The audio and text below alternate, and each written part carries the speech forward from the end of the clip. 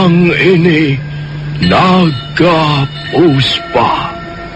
Selamatkan dia.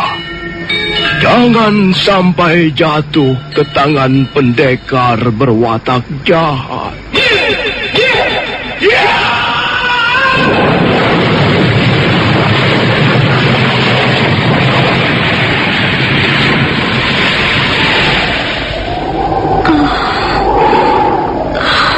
Kakang Kamandanu, kau masih juga tidak percaya bahwa aku mencintaimu. Mesin, maafkan aku, Mesin. Mesin. Mesin!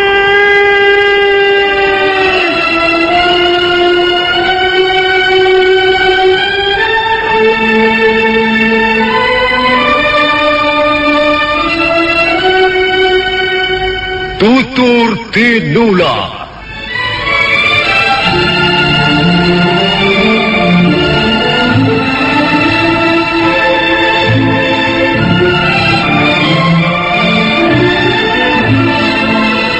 Sebuah sandiwara radio serial, produksi Sanggar Cerita dan Teater Sanggar Prativi. Sebuah kisah dengan latar belakang sejarah runtuhnya Singasari dan berdirinya Kerajaan Majapahit.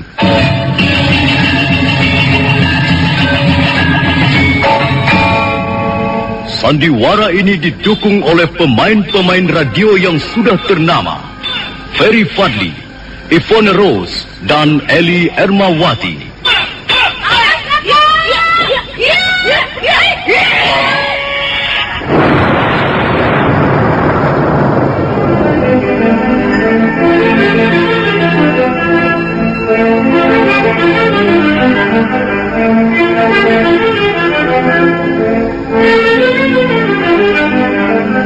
Naskah disusun dan diolah oleh S. Tijab. Hiasan musik dan sutradara C. Ispriyonoka. Kali ini mengetengahkan episode ke-8 dengan judul Angkara Murka Merajalela.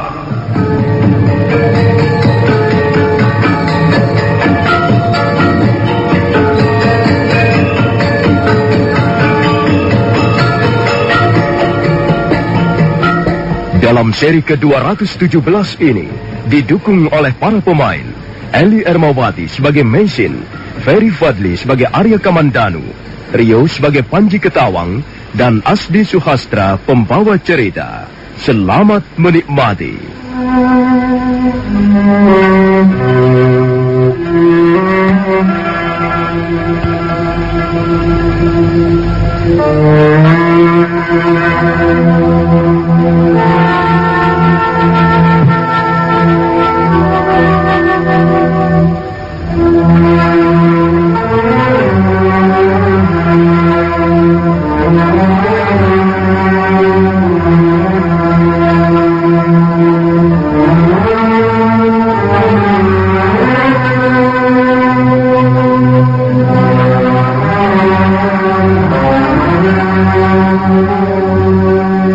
Arya Kamandanu ingin pergi ke Majapahit untuk bergabung bersama Dia Sanggrama Wijaya.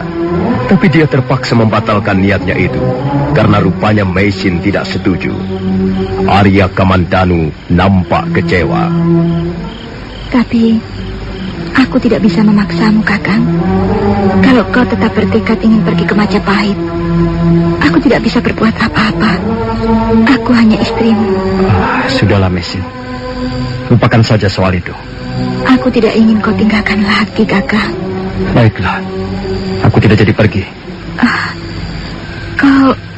Kau tidak marah, bukan? Tidak. Memang seharusnya aku tidak pergi. Selama ini aku telah meninggalkanmu, mentelantarkanmu. Dan sekarang aku ingin menebus kesalahanku itu. Kamu tidak usah khawatir, Mesin. Aku tidak akan pergi.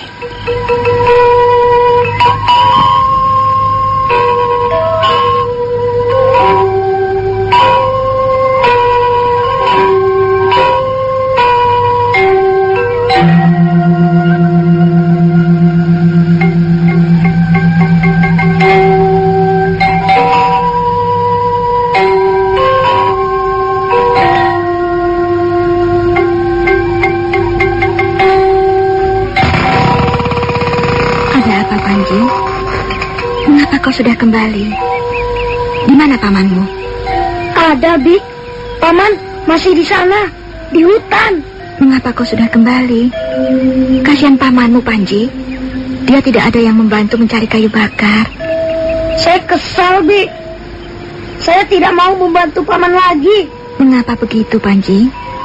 Sekarang paman sering marah-marah.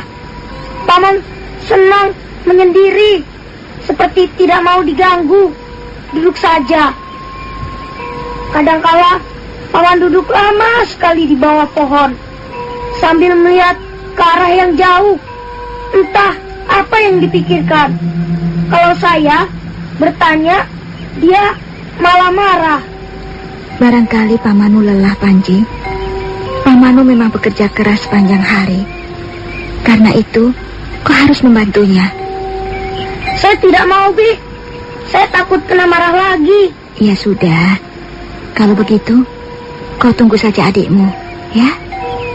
Oh ya, di mana pamanmu sekarang?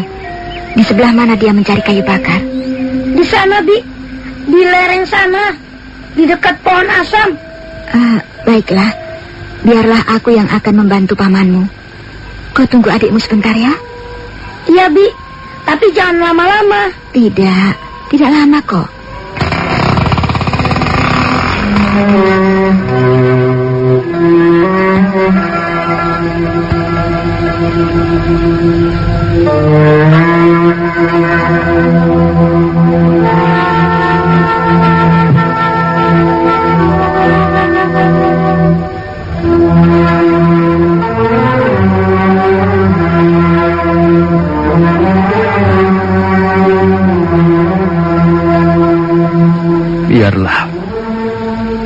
Biarlah aku di sini saja.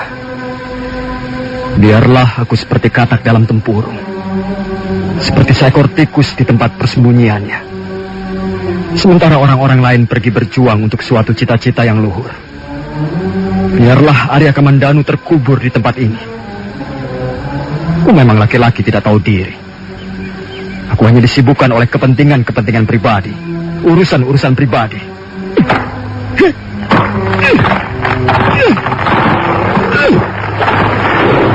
Yang kau kerjakan di tempat ini, Arya Kamandanu. Lihat orang-orang itu. Mereka semuanya sibuk. Mereka rela meninggalkan desa kelahiran untuk memperjuangkan cita-cita dan kepentingan rakyat banyak.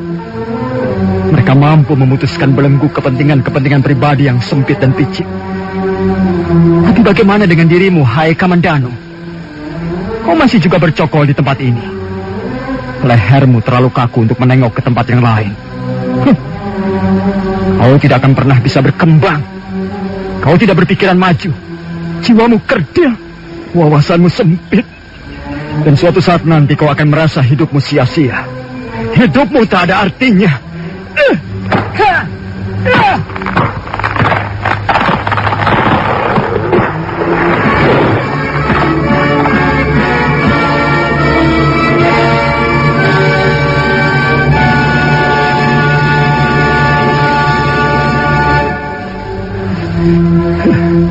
Apakah semua pohon ini akan kau tebang, Kakang? Kita sudah terlalu banyak mempunyai persediaan kayu bakar. Mesin, mengapa kau kemari? Aku ingin melihat apa yang kau lakukan di sini, Kakang. Aku sedang menebang pohon untuk persediaan kayu bakar. Kayu ini sangat keras. Dia sangat baik untuk membuat api. Kulihat kau bekerja sambil marah-marah. Ada apa, Kakang? Terus terang saja. Tidak ada apa-apa. Ayolah, Mesin. Bantulah aku membenahi kayu-kayu bakar ini.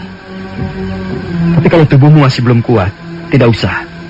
Biar aku yang akan mengerjakannya sendiri. Tunggu, Kakang. Ada yang ingin kukatakan padamu. Soal apa? Aku ingin kepastianmu. Kepastian tentang apa? Apa kau masih ingin pergi ke Majapahit? Sudahlah. Lupakan saja soal itu. Aku tidak pernah memikirkannya lagi. Kakang, kalau misalnya kau masih mempunyai keinginan pergi ke Majapahit, pergilah. Aku tidak melarangmu. Pergilah, Kakang. Tidak, Mesin. Aku tidak akan pergi. Bukankah kau sudah tahu bahwa aku membatalkannya? Mengapa harus dibatalkan? Pergilah kalau memang kau harus pergi. Aku bersungguh-sungguh, Kakang. Bukan apa-apa. Menurut pendapatku, seorang laki-laki harus mempunyai pandangan yang luas. Kalau memang sekarang ini Majapahit memanggilmu untuk berjuang, berangkatlah, Kakang. Aku tidak keberatan. Sama sekali tidak keberatan. Mesin. Pergilah, Kakang. Ikutilah jejak orang-orang itu. Jangan mengurung dirimu di tempat ini. Kau harus berpikiran maju. Kau harus berkembang. Pribadimu harus berkembang. Kau bersungguh-sungguh, Mesin. Iya, aku bersungguh-sungguh. Tapi sebelum pergi, sebaiknya kita bicarakan dulu soal ini. Marilah kita bicarakan segala sesuatunya. Marilah kita renungkan bersama.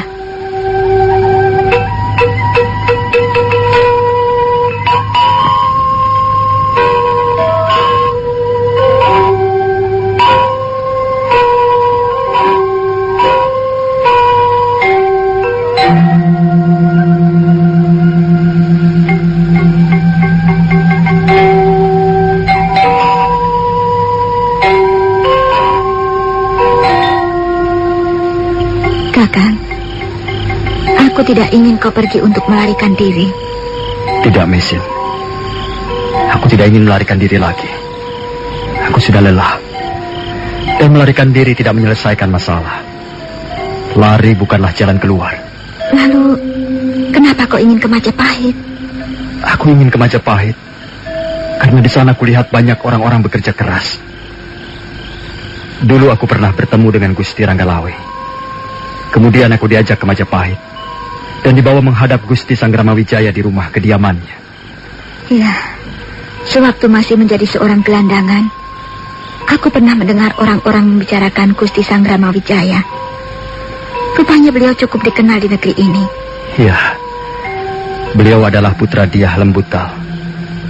Beliau adalah juga putra mantu almarhum Sang Prabu Kertanegara, Raja Singasari yang terakhir. Memang, beliau bukan hanya dikenal di negeri ini, tapi juga dicintai rakyatnya. Apakah beliau bermusuhan dengan pemerintah Kediri? Pemerintah Kediri sekarang ini di bawah pimpinan Sang Prabu Jayakatwang. Jayakatwang adalah raja dari Gelang-Gelang yang memberontak terhadap pemerintah Singasari. Dalam pemberontakan itu Singasari jatuh, dan Gusti Sangramawijaya menjadi pelarian bersama orang-orangnya. Lalu, mengapa Gusti Sangramawijaya sekarang bisa tinggal di Majapahit, Kakang? Barangkali hal ini menyangkut kekerabatan istana. Konon kabarnya Sang Prabu Jayakatwang telah mengampuni Gusti Sangramawijaya dan memberikan hutan tarik sebagai tempat tinggal beliau. Dan hutan tarik itu sekarang sudah berubah menjadi sebuah desa yang semakin hari semakin bertambah ramai.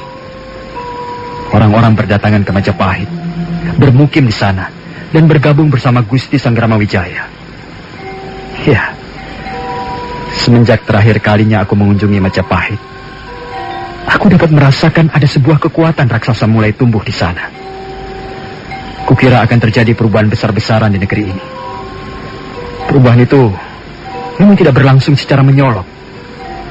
Tapi yang jelas, perubahan itu sudah dimulai dari sekarang. Nah, Mesin, itulah sebabnya mengapa aku ingin pergi ke Majapahit. Apakah kau sudah tahu pasti apa yang akan kau kerjakan di Majapahit, Kakang? Gusti Ranggalawe pernah menawarkan suatu pekerjaan padaku. Demikian pula Gusti Sangramawijaya. Tapi karena waktu itu pikiranku sedang kacau, aku terpaksa menolak tawaran beliau. Kalau begitu, kau tidak perlu menimbang-nimbang lagi. Sebaiknya kau terima tawaran itu sekarang. Kau bisa berbuat banyak untuk negerimu dengan menerima tawaran beliau. Aku juga berpikir begitu. Aku ingin berbuat sesuatu untuk negeriku. Aku tidak mau terus-menerus tinggal di tempat terpencil ini, mengurung diri untuk kepentingan-kepentingan pribadi yang sempit, tanpa mau tahu apa yang sedang terjadi di tanah Jawa ini. Ya, baiklah, Kakang. Berangkatlah. Pergilah ke Majapahit. Aku tidak akan menghalang-halangimu lagi. Aku rela melepaskan kepergianmu, Kakang. Oh, terima kasih, Mesin. Terima kasih atas pengertianmu yang besar. Tapi kau tidak usah khawatir. Pada saat-saat tertentu, aku akan kembali menengok kalian. Kalau kau sudah menjalankan tugas-tugasmu di Majapahit dengan baik, tentu saja tidak ada jeleknya kau menengok kami.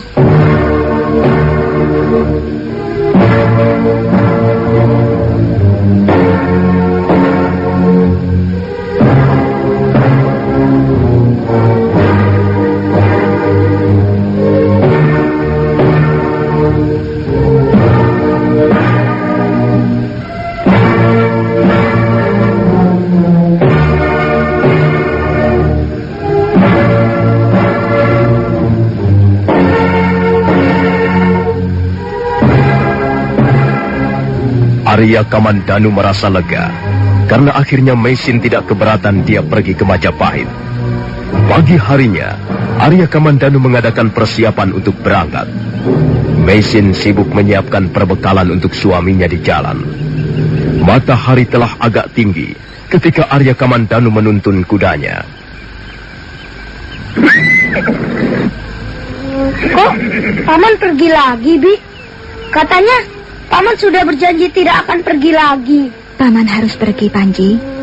Paman tidak bisa terus-menerus tinggal bersama kita di sini. Kapan Paman akan kembali lagi?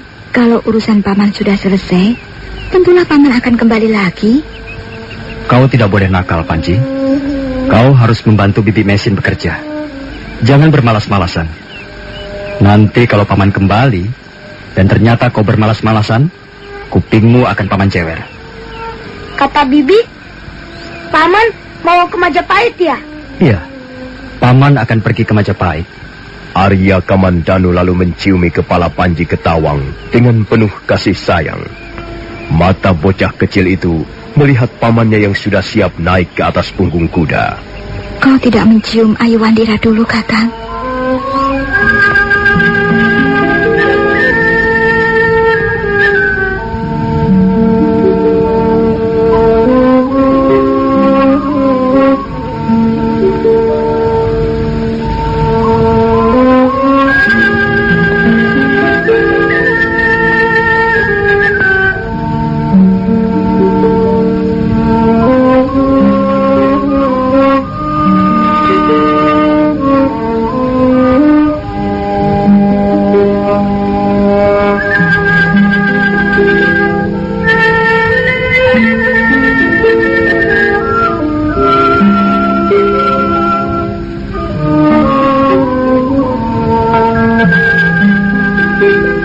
Arya Kamandanu tercenung sesaat. Ayu Wandira. Ya, Ayu Wandira. Bocah kecil itu memang pantas untuk dikasihani. Mesin nampak sedih ketika melihat Arya Kamandanu masih juga belum bergerak. Dia semakin erat mendekap Ayu Wandira dalam gendongannya. Arya Kamandanu sudah akan bergerak ketika tiba-tiba dia teringat kata-kata Arya Dwi Pangga. Kata-kata itu sangat tajam, dan kata-kata itu sekarang mengiang-ngiang di telinganya. Arya Kamandanu, kau memang ditakdirkan mempunyai nasib yang sial. Kau laki-laki sial, laki-laki paling malang yang pernah kukenal selama ini. Kau sudah bersusah payah menanam pohon, merawatnya dengan tekun, dan setelah pohon itu berbuah, akulah yang memetik buahnya, akulah yang menikmati buahnya. Dan apa yang kau dapatkan, Kamandanu? Apa yang kau peroleh dari susah payahmu itu?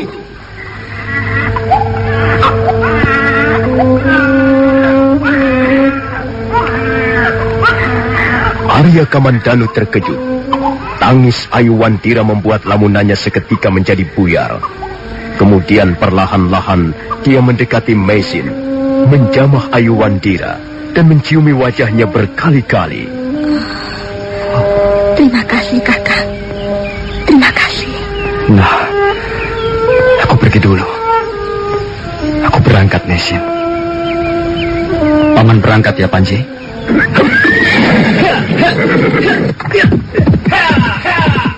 Paman, jangan pamannya.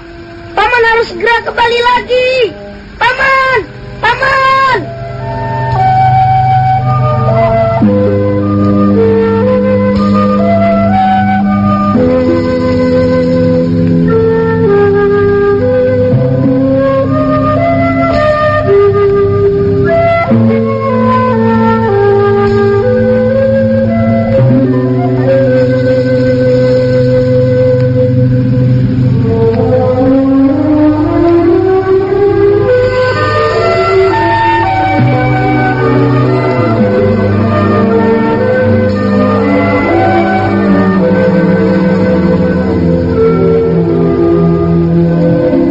Meisin dan Panji Ketawang untuk sesaat lamanya masih berdiri di depan gubuknya.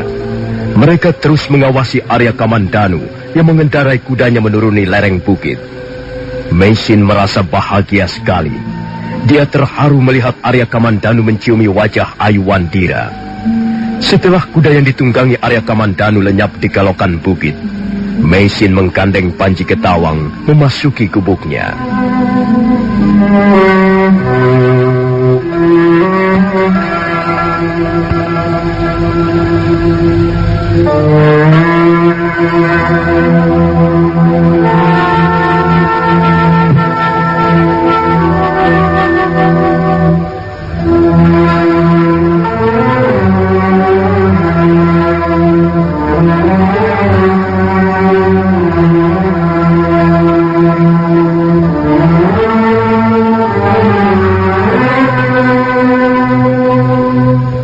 Malam tiba, lereng Gunung Arjuna kembali diliputi kesunyian. Suara angin yang membawa kabut dingin gemersik menerpa pohon-pohonan. Panji Ketawang sudah tidur, demikian pula Ayu Wandira. Tapi sampai jauh malam, Meisin masih terjaga. Dia merasa kesepian, dia merasa kehilangan. Dia benar-benar membutuhkan kehadiran Arya Kamandanu sebagai suaminya. Karena lelah dan mengantuk, akhirnya Meisin terlena juga. Sementara itu suasana di sekitar lereng Gunung Arjuna semakin bertambah sepi.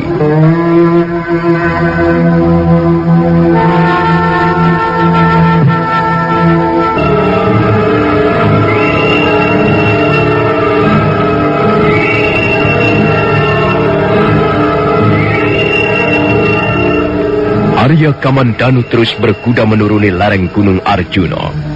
Menjelang tengah hari, dia sudah sampai di kaki gunung yang berbukit-bukit. Matahari bersinar dengan terang. Daun-daun pohon berguguran tersapu angin yang mengalir turun dengan deras dari arah puncak Gunung Anjasmara. Arya Kamandanu terus memacu kudanya dan kemudian menghentikannya di sebuah kaki bukit kecil.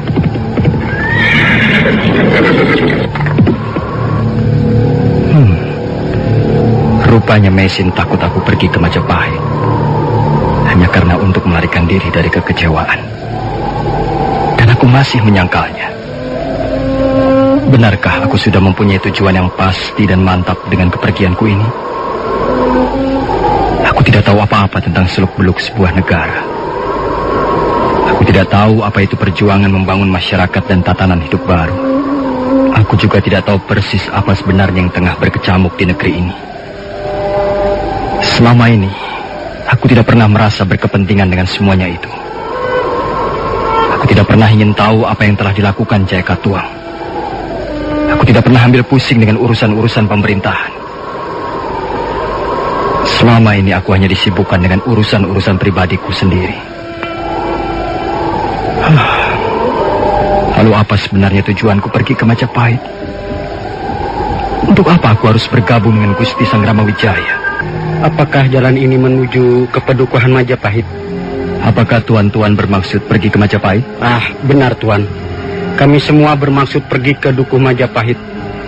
Sudah 3 hari lamanya kami dalam perjalanan. Ya, kami takut tersesat tuan. Tuan-tuan tidak tersesat. Jalan ini memang menuju ke Dukuh Majapahit. Terima kasih tuan. Tunggu Kakang. Tunggu dulu. Kita jangan langsung mempercayai kata-kata orang ini. Belum tentu keterangannya itu benar. Bisa saja dia justru ingin membuat kita semua tersesat jalan. Sedikit curiga ada baiknya, Tuan. Tapi saya kira kecurigaan Tuan tidak cukup beralasan. Siapa Tuan ini sebenarnya? Dan mau kemana tujuan perjalanan Tuan? Saya pun ingin pergi ke Majapahit. Kita mempunyai tujuan yang sama.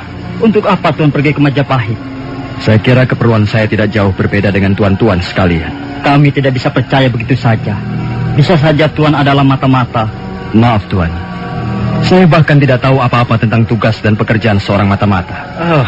Apakah Tuan tahu apa yang sedang terjadi di negeri ini? Maaf. Saya tidak tahu apa maksud pertanyaan Tuan. Maksud kami, bagaimana pendapat Tuan tentang pemerintah Kediri? Saya sama sekali tidak tahu menahu soal pemerintahan. Selama ini saya tidak pernah menaruh minat pada soal-soal pemerintahan. Saya bukan orang pemerintah. Kalau Tuan menanyakan pendapat saya tentang pemerintah Kediri, saya terpaksa tidak bisa memberikan pendapat saya. Saya tidak mempunyai pendapat apa-apa. Orang ini mencurigakan sekali, Kakang. Aneh sekali. Tuan sama sekali tidak tahu menahu soal pemerintah Kediri. Tetapi, mengapa Tuan pergi ke Majapahit? Apa hubungan antara pemerintah Kediri dan Majapahit? Tuan, jangan membuat kepala kami menjadi pusing. Terus terang saja Tuan ini sebenarnya siapa? Saya hanyalah seorang rakyat jelata, seperti tuan-tuan sekalian. Kalau Tuan rakyat jelata, Tuan pasti tidak menyukai pemerintahan Kediri, bukan? Mengapa saya harus tidak menyukai pemerintahan Kediri? Ya, kami semua tidak menyukai pemerintahan Kediri. Hampir seluruh warga desa yang ada di negeri ini tidak menyukai pemerintahan Kediri. Pemerintah Kediri sewenang-wenang. Pemerintah Kediri tidak mampu membawa kemakmuran dan keadilan bagi rakyatnya. Pemerintah Kediri hanya untuk segolongan orang-orang tertentu saja. Maaf, sudah saya katakan bahwa saya tidak tahu menahu soal-soal pemerintahan. Saya hanyalah seorang rakyat biasa. Agak Tuan sungguh-sungguh mencurigakan. Bukankah begitu, Kakang? Sebaiknya orang ini kita tangkap saja. Kemudian kita serahkan pada Gusti Sanggrama Wijaya di desa Majapahit. Hup, hiya! Nah, kami terpaksa menangkap Tuan. Kami harus bertindak waspada. Siapapun yang kami curigai di tengah jalan akan kami tangkap. Ini sudah menjadi tugas dan kewajiban kami. Sepertinya saya tidak mempunyai kesalahan apa-apa. Mengapa saya harus ditangkap? Keterangan-keterangan yang Tuan berikan bukan saja meyakinkan, tapi justru malah mencurigakan kami. Karena itu, Tuan harus kami tangkap. Kalau begitu kemauan Tuan, silakan. Tapi saya tidak akan tinggal diam. Tuan melawan ataupun tidak, tetap kami akan tangkap. Hup, hiya, hiya, hiya, hiya, hiya. Tunggu dulu, hentikan. Orang ini rupanya mempunyai ilmu kanuragan, Kakang. Jangan-jangan dia seorang prajurit Kediri yang menyamar. Tunggu dulu kataku. Apakah benar Tuan bermaksud ke Dukuh Majapahit? Tuan boleh percaya, boleh tidak. Tapi saya memang bermaksud pergi ke Dukuh Majapahit. Kalau tuan-tuan tidak percaya pada saya, silahkan mencari jalan sendiri. Tapi kalau tuan-tuan mau percaya pada kata-kata saya, marilah kita berangkat ke Majapahit bersama-sama. Kalau kita terus berkuda sekarang ini tanpa istirahat, besok menjelang pagi baru akan tiba di Dukuh Majapahit. Terserah pada tuan-tuan sekalian. Nah, saya berangkat dulu. Sepertinya kita bisa percaya pada kata-katanya. Mungkin dia benar-benar ingin pergi ke Majapahit. Tapi anehnya, mengapa dia berangkat sendirian saja? Sebaiknya kita ikuti saja dari belakang, Kakang. Ya, kita ikuti saja dia dari belakang. Ayo, kita teruskan perjalanan. Ya, ya, ya.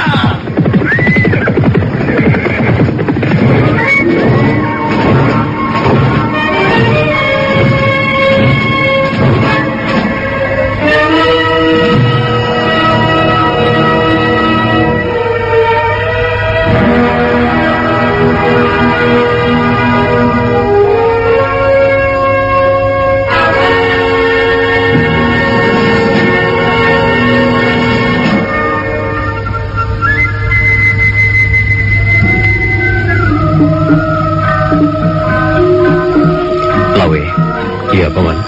Kudengar tadi pagi ada yang datang. Berapa orang semuanya? Semuanya 14 orang, Paman. Mereka berasal dari 3 desa, yaitu Lamajang, Patunjungan, dan Sadeng. Mereka sudah saya tempatkan di bagian selatan Majapahit Dan untuk sementara mereka ditampung di rumah Rapodang. Apakah mereka semuanya mempunyai ilmu kanuragan? Tidak semuanya, Paman. Hanya 6 orang yang mempunyai ilmu kanuragan. Selebihnya hanyalah petani-petani biasa. Mungkin sekarang ini seluruh warga desa Majapahit lebih dari 1000 orang.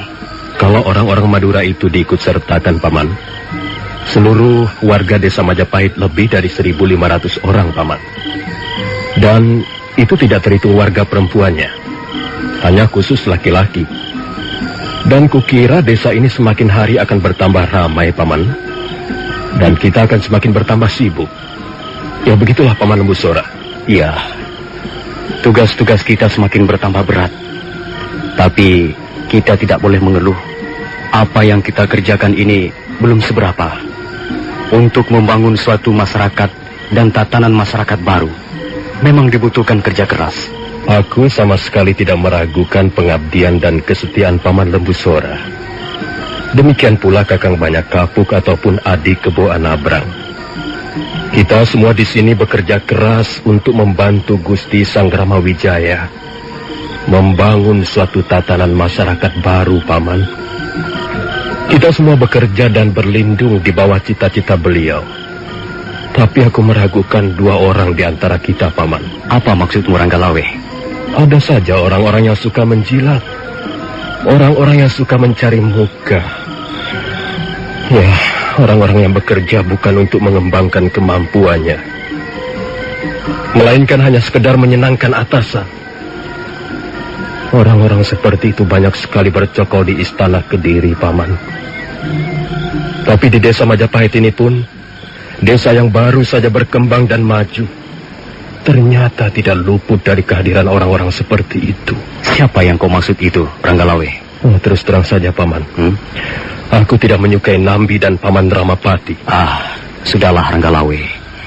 Tak ada baiknya mencurigai seseorang. Tapi kecurigaan ini beralasan, Paman. Aku sudah melihat sendiri. Nambi itu tangannya selalu bersih, tidak pernah memegang parang. Kakinya tidak pernah terkena lumpur. Demikian juga Paman Ramapati. Mereka berdua itu hanya pandai bicara dan berlagak di depan Gusti Sanggrama Wijaya. Kukira mereka berdua itu adalah orang-orang yang tidak becus bekerja.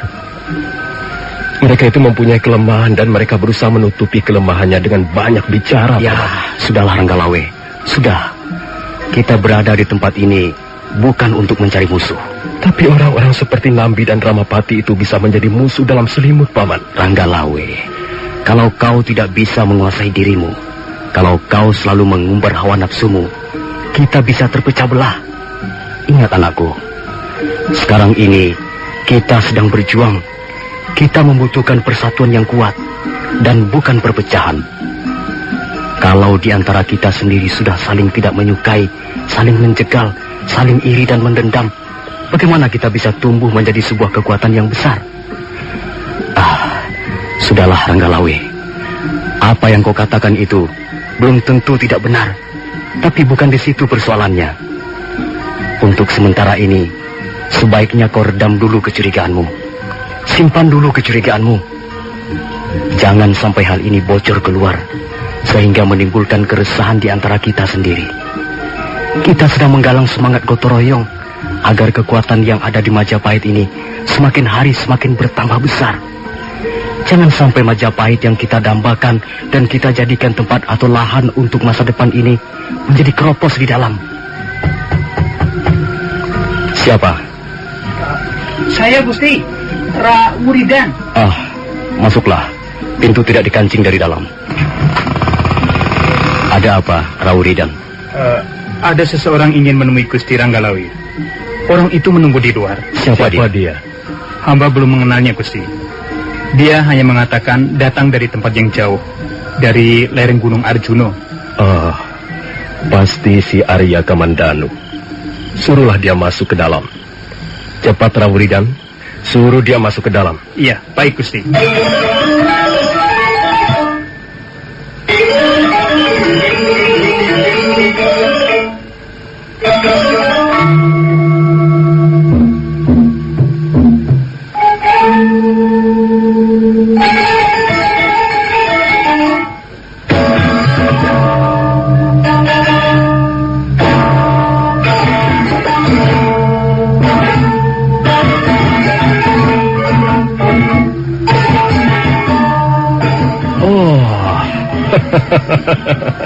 Kamandanu, akhirnya kau datang juga ke Majapahit. Bagaimana keadaanmu sekarang, Kamandanu? Hamba dalam keadaan baik-baik saja, Gusti. Kau datang sendirian, Kamandanu? Ya, Gusti. Hamba datang sendirian saja. Tapi di tengah perjalanan, hamba bertemu dengan 12 orang yang katanya juga ingin ke Majapahit. Tapi entahlah di mana mereka sekarang. Kau datang pasti ada hubungannya dengan pekerjaan yang pernah kutawarkan kepadamu dulu itu, Kamandanu? Benar, Gusti Ranggalawe. Hamba datang untuk memenuhi tawaran Gusti Ranggalawe. Tapi entahlah, apakah tawaran itu masih berlaku sampai sekarang? Hamba tidak tahu. Bukankah aku sudah mengatakan, Kamandanu, bahwa kapan saja kau ingin ke Majapahit dan bergabung bersama kami, datanglah menemui aku. Pintu rumah-rumah di Duku Majapahit ini terbuka lebar untukmu, Kamandanu. Iya. Kalau begitu, kau harus segera membawanya ke rumah kediaman Gusti Sangramawijaya, Ranggalawe. Iya, Paman. Kukira Gusti Sangramawijaya akan senang sekali menerima kehadirannya. Mudah-mudahan saja kehadiran hamba ini tidak mengecewakan, Gusti. Kami membutuhkan orang-orang sepertimu, Kamandanu. Kami membutuhkan orang-orang yang mau bekerja keras dan mempunyai kemampuan. Nah, sebaiknya kau istirahat dulu, Kamandanu. Kau pasti lelah sekali setelah berjalan jauh.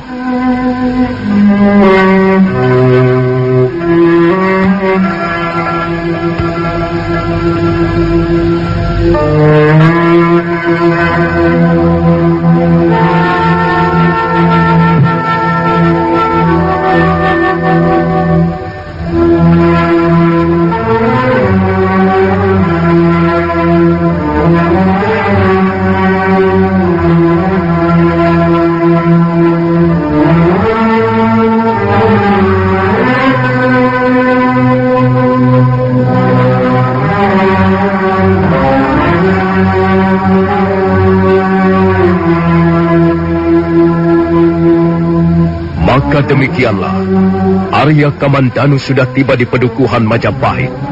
Dia diterima dengan ramah oleh Ranggalawe dan Nembusora. Malam itu mereka berbincang-bincang sesaat lamanya. Kemudian pagi harinya, Ranggalawe membawa Arya Kamandanu menghadap Dyah Sangramawijaya.